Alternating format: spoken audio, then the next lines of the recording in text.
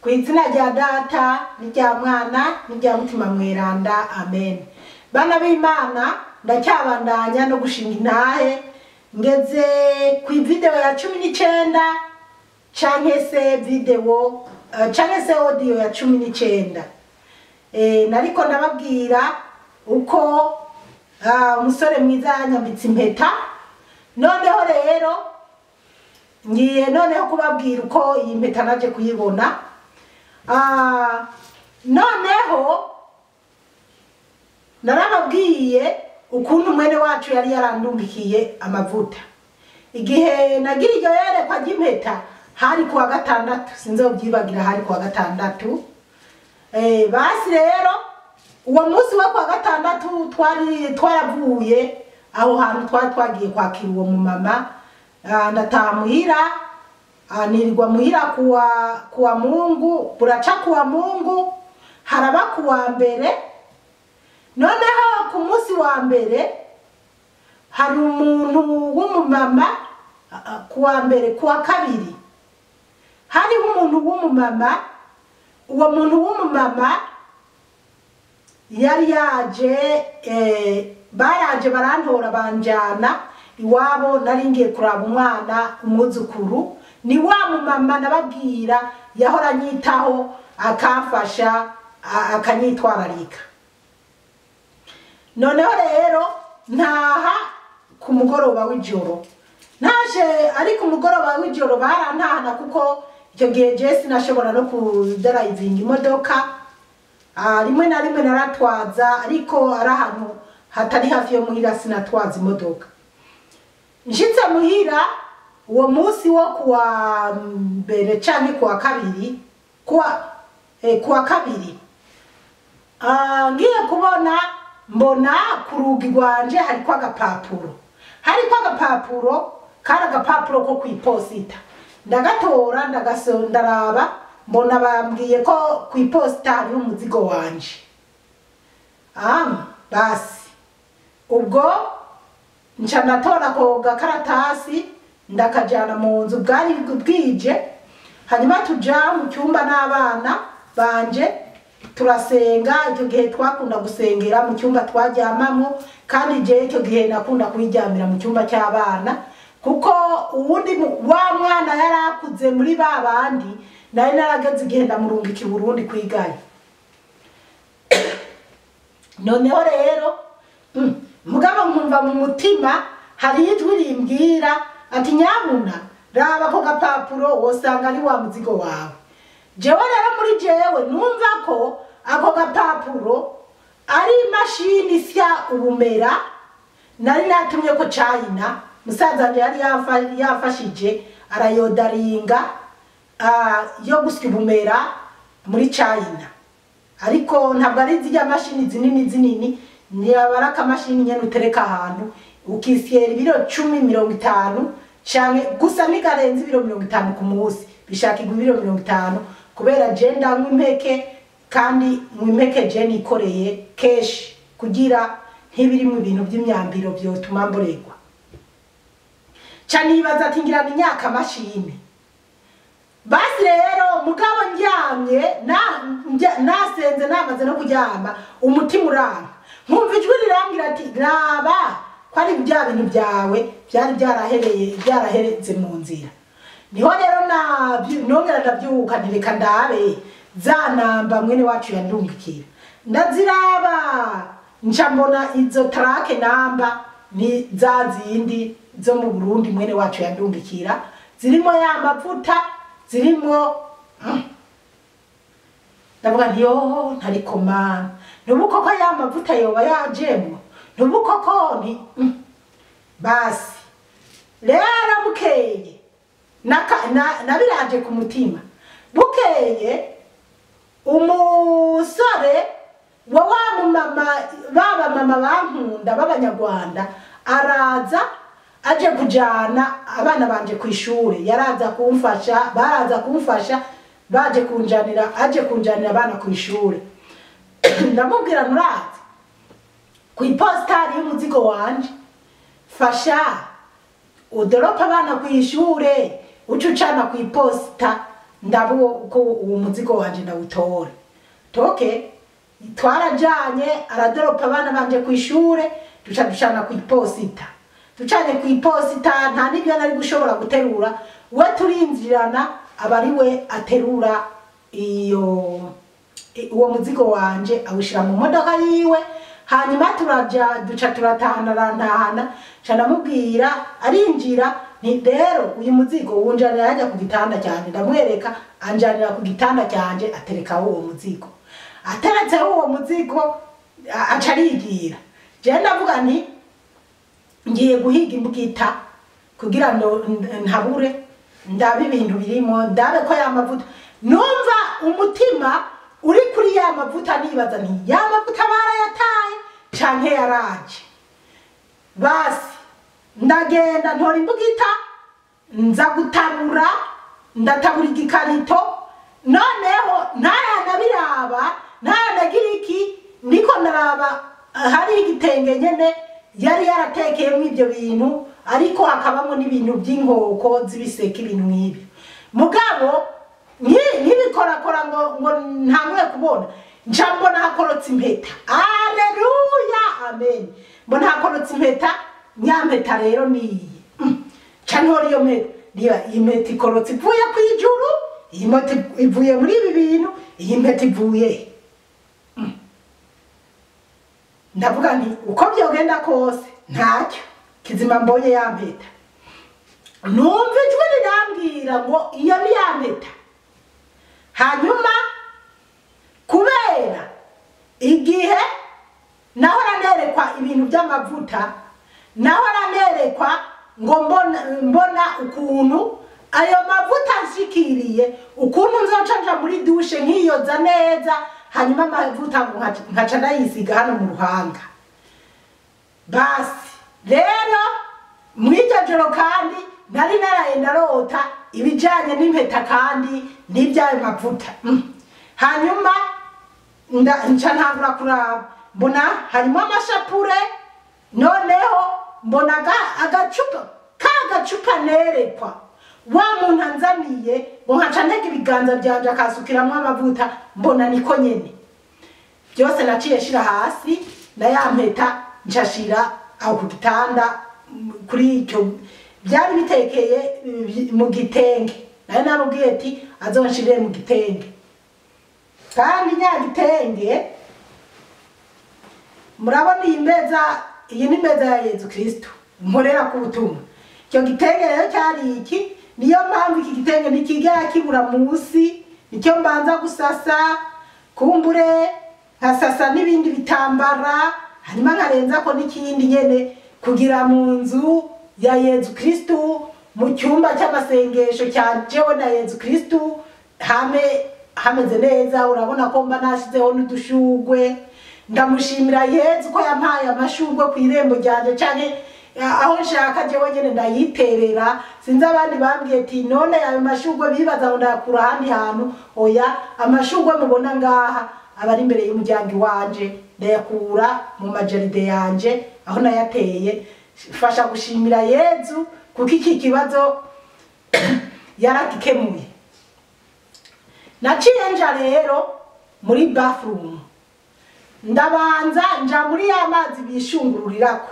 ndayugurura ndiyoza mu mutwe ndiyoza neza ndiyoza ati ntibihereye aha canja muri cya kindi twogerezamwo abana canke abana bariko barakura bogeramo ndacyuzuza amazi nacyo njemo ndiyoza mbega imvyiro ndazigerageza kuzikuraho ndiyoza neza navuga ni simpave nikoze ko niswime ngo inyanduze ntarisiga ya mavuta hanyuma ndagerageza nyene kwiyimutsa nyene ibirenge kuntu ndamara umwanya nja mu cyumba ndaba ibyo bintu hanyuma ndavuga oke hanyuma njafata ya mavuta kuko narababwiye ko hari abantu bahora banca intege ko atari amavuta yanje mugabo njyamye umumarayika w'Imana agacaza agacanganiriza agacanyereka ingene nzisiga ayo mavuta n'ingene nzambara impeta hanyuma naciye rero ngenda mu aho biri cafata ya mavuta. Ubwo rero ndiko ndasenga Imana, ndiko ndashima Imana, ndiko ndatazira Imana, ndafata ya mavuta ndisiga hano mu gahanga. Ndabwira Yezu ni Yezu, menye neza ko aya mavuta avuye mu ijuru kuri wewe. Menye neza ko iyi mpeta ari imwe wanyereka wowe nyene. Yezu, ndazi neza ko iyi mpeta ari wowe uyinyambitse. Ni jewe nayishiriye ku rutoke rwanje, ariko ni Yezu yayinyambitse. Umuntu w'Imana, mushingiye ntaye ingene byagenze, ni wabona ushaka wo kumva ko niko nakubwira ukuri, uzumva ko ari ukuri. Dawudi ntabwo yasizwe amavuta n'Imana ngo uve mu ijuru titega ku mutwe wawe ndagusiga amavuta. Oya, Imana yo mu ijuru yatumye Sawuli ati genda mu yatumye Samweli ati genda mu bahungu bo kwa Yese ndakwereka ubuza kunsigira amavuta. Rero mwarumvise ko mwene wacu yaravuze ati amavuta ni make kwanje ni muyansirira handa yisige.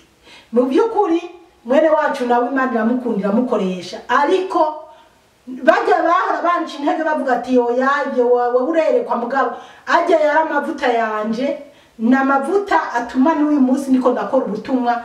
Kwari igihe mbona no bisubira inyuma no biheba ko byari by'abapatiri n'ababikira n'abapasteri, ariko kubera Yezu Kristo ndacyabirimo.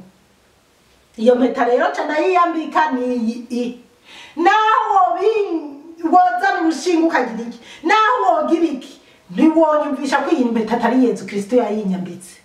Iyi mpeta ni Yezu Kristo yayinyambitse, kandi nzokomeza kukubwira n'izindi ntahe nyuma ukuntu nagiye nganira na Yezu Kristo. Ngo niyi mpeta nkamubwira ni ndabizi neza niyi mpeta ni wowe wayinyambitse. Basi rero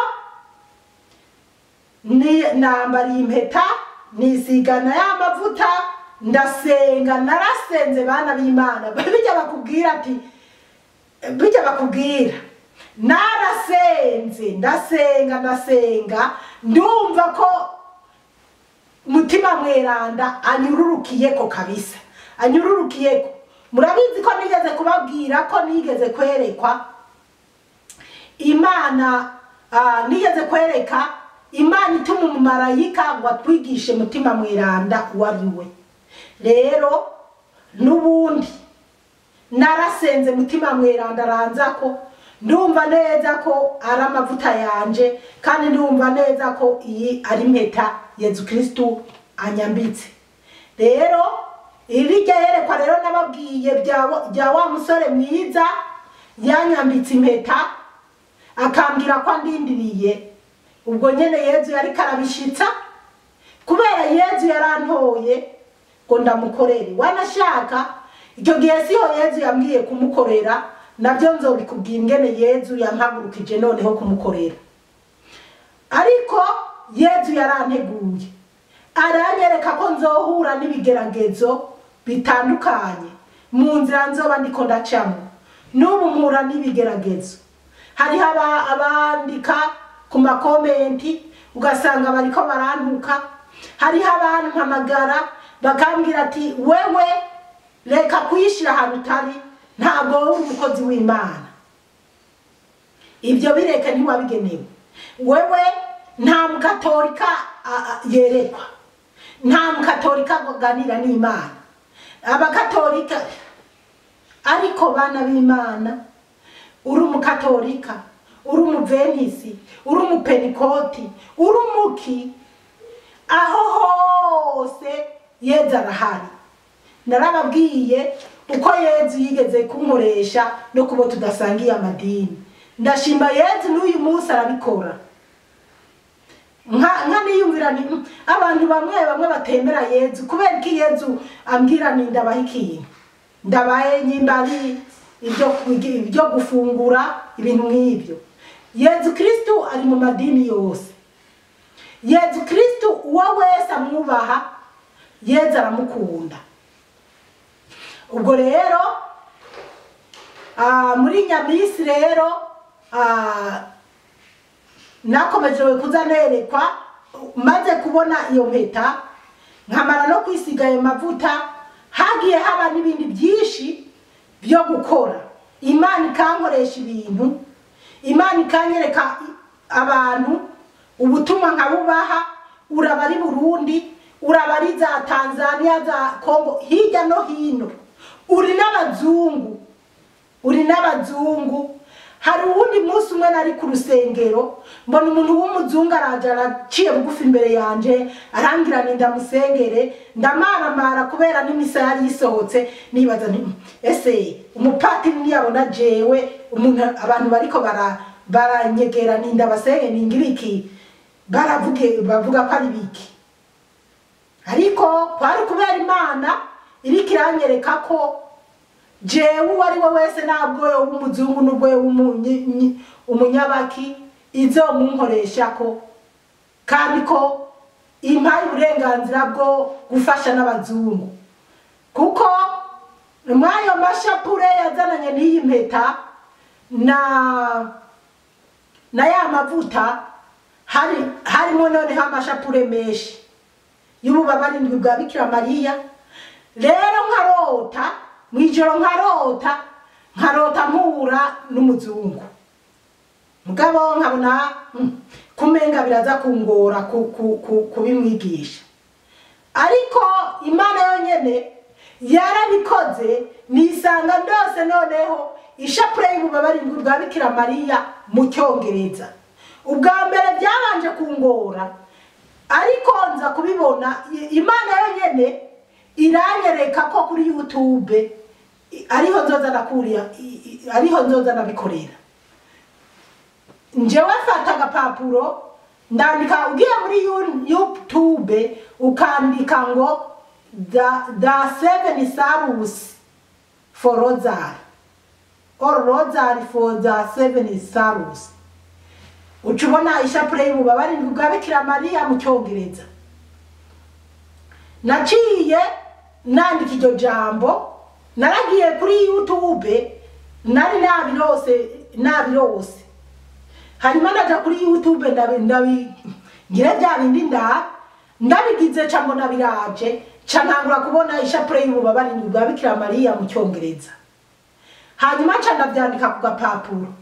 Rero abazungu ba mbere na mbere natangwe guhiyo shapure, narabahereza ishapure nkabahereza nako gapapuro, nkababwira nti rero uzugende kuri YouTube wandikemo gutya, ugende muri computer canke muri telefone yawe uguguringe bizoza. Hanyuma abazungu nagiye ndabiha, baranezerewe, barabishimye, barambwiye ati nukuri warakoze. Hanyuma nyuma naje noneho gukutana n'abapatiri mu Burundi, ndino kuri telefone nganira n'umupatiri, ndamwiganira jewe ayo maboneke gwanza ndagira n'ingene Bikira Mariya nganiriza, akansaba kwigisha abonzi nabo ntazi. Ariko ko kwigisha ishapure y'ububabare bwa Bikira Mariya abazungu binkomereye. Uwo mupatiri arangira ati humura ngiye kugufasha, ati none ndagufashije muri ubu buryo. Ndamubwira nturazi wewe uzofatire izo nkaratasi, nzotuma abantu bazoze kuzitora, hanyuma bizoca bikoreka. Ibaze uwo mupatiri yari muri giteranyi muri Muyinga, ntawenzi. Imana imuha amahoro n'umugisha, ikirushirijeho tuje tubane nawe mwijuru. Uwo mupatiri aragerageza ibyo bintu, arabirungika ingozi kuri bene wacu bafata izo nkaratasi ziri zanditse kuyo shapure y'ububabare bwa mama, baraheza barabindungikira. Nyuma baje kubipostinga n'ayandi mashapure y'ububabare bwa Bikira Mariya, kuko nkifidiro nk'ishapure ya mbere imwe Bikira Mariya yari yarambwiye, ntako ntagize ndayitembereza ku masengero nzi ya Gatolika no muri Australia, ariko iyo shapure bakambwira ko atayo baza ataniyo bafise. Nyuma rero zaza ziravuye Burundi, rero za nkaratasi wa mupatiri amaze kuzinyoherereza naciye ngenda ndazifatisha amafotokopi ziba nyinshi ku buryo inkaratasi zigiye no guhera nacasubirayo nkafatisha amafotokopi kandi byaranyoroheye nyuma n'abirabure n'abirabure batari bazi Kirundi b'abakongomani abakenya mu kubaha nayibaha mu cyongereza basi iyo shapure y'ububabarindwi bwa mama rero bwa mama Maria wenda ninavuga mama arabatobitahura shapure y'ububabarindwi bwa Bikira Maria hariho rero abatari bake nayihaye kandi n'ubundi n'ubu ndabandanya kuko ndinze ndota umuntu ndibuka igihe kimwe twari abo muri Nyimbari ishirahamwe ry'ikawa ryo mu Burundi muri ndibagiye ukuntu bagita ishirahamwe ry'ikawa mu Burundi bigeze baza kwamamaza ikawa ngaha mu Burundi hanyuma turajayo tuza kuraba aho bagiye kurata ikawa y'u Burundi kurata ikawa mw'isi yose abantu bari baje natwe rero abarundi barimo ndibuka ko nari nagize iyerekwa kandi ndibuka hari haje abantu b'abagabo babiri b'abarundi umwe rero yari umukatolika namubonye yarambonye mfise nyashapure ndayambaye noneho nyawundi nawe namubonye ayifise turaganira ambwira ko ayivuga kandi hari ukuntu yari yanagiye kwiherera ariko arayivuga natwe twasigaye ngaho hanyuma barana abo twari kumwe na n'umukuru uko bari babiri baravuga nakayo bashagiye baravuga ati ubwo nyene ariko aratembera ngaho ariko nyuma we yambwiye ko yariko aravuga ishapure y'ububabarindwi bwa Bikira Maria Imana ihabwa icyubahiro cyane ni iby'agaciro kubona mu Burundi umuntu w'umutegetsi akomeye leta y'u Burundi irungika hanze kuza kurata ikintu kimwe mu butunzi bw'u Burundi mugabo akaba umuntu w'umukristo akiha n'umwanya wo gusenga byarashimishije rero nibuka ko nari niyumviriye ati ngira niwe narose ko noneho niyo shapure ndayimubonanye ariko bukeye dusubiyeyo naje kubona rero uwundi muntu musinzi igihugu yambwiye ngo aturukamo afise shapure isanzwe hanyuma isinzi ukuntu nyene Imana yaduhuje tuganira dusubira ahubwo nca ndamenya uyu numwe nerekwa hanyuma nca ndamuha ishapure y'ububabarindwi bwa Bikira Maria muhana n'izo nkaratasi yanditse ko mu cyongereza nawe nyamuntu byaramunezereye cyane byaramushimishije cyane bana b'Imana ishapure y'ububabarindwi bwa Bikira Maria nukuri uyivuga akayitwararika izogufasha byinshi nama ndababwira yarankijije kanseri yarankijije amavi yarankoreye ibitangaza kandi si yo gusa n'ishapure yariyo yose isanzwe kuko naho ntari bwaronka y'ububabarindwi kanseri nikiranja nkafata ishapure nkayishira ku ndansenga imisonga yaragabanuka ubwo rero ndacyabandanya no gushinga intahe uko rero niko naje kuronka ya mpeta Yezu yanyereka niko nisanze mbese nisize ya mavuta Yezu yandungikira ndabaha akarorero nyene ndababwira uko ntabwo Imana uzoyibona ije kugusiga amavuta aho uri ahubwo izokoresha abantu hari ubundi muntu yavuze ngo Imana bivanye n'ibintu runaka nashize kuri YouTube nyawundi bageragereza kunyinjirira mu buzima sinzi ibyo bagiye bambwira ngo yuko ngo Yezu ngo ninamara kumwemera ngo azompa ikimenyetso rero baje bambwira ko Yezu atampaye ikimenyetso Yezu yarampaye ikimenyetso Yezu yarampaye impeta hari n'ibindi bimenyetso Yezu yagiye anyereka ntabwo rero je ntekeranye nkorera Yezu Kristu kandi ndazi turi kumwe nawe. Ndacyabandanya n'intahe, haracyariho byinshi byo kubabwira. Umukama Yezu abandanye abagirira neza cyane. Mwarahezagiwe n'Imana, murakoze.